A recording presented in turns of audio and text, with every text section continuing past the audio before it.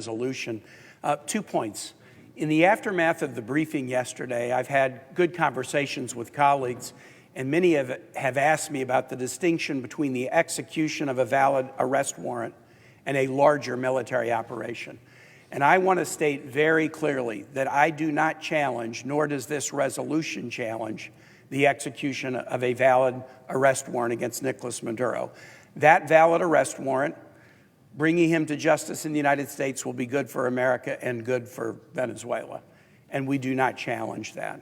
And in fact, under the War Powers Resolution, I'm not even sure that the execution of an arrest warrant, even if accompanied by military escort, would rise to the level of hostilities that would allow such a challenge, and I certainly wouldn't be calling it up for a vote on the floor. But this is obviously bigger than the initiation of an arrest warrant.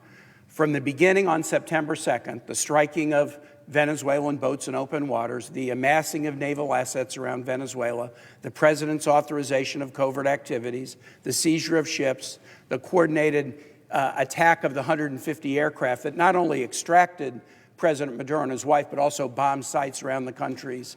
This is bigger than an arrest warrant. More than 200 enemies have been killed.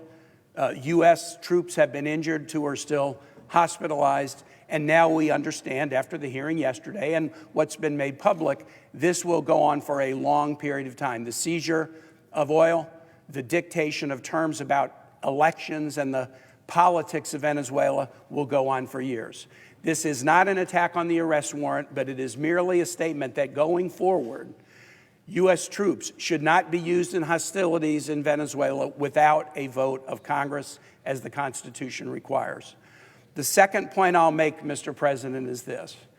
We're all humans in this place, and one of the things we try to do is minimize votes that we might regret. And it's impossible to eliminate those. We're humans, and we cast thousands of votes, even in a single term in the Senate, and there will be some we might look back on and feel like, oh, maybe we should have done this differently. The most likely vote where regret would be most painful is a vote on matters of war. And I just want to assure my colleagues, here is something I can guarantee you. No one has ever regretted a vote that just says, Mr. President, before you send our sons and daughters to war, come to Congress.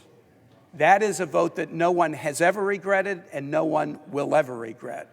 And with that, Mr. President, pursuant to Section 601B of the International Security Assistance and Arms Control Act of 1976, I move to discharge the Committee on Foreign Relations from further consideration of SJ Res. 98 to direct the removal of the United States Armed Forces from hostilities within or against Venezuela that have not been authorized by Congress.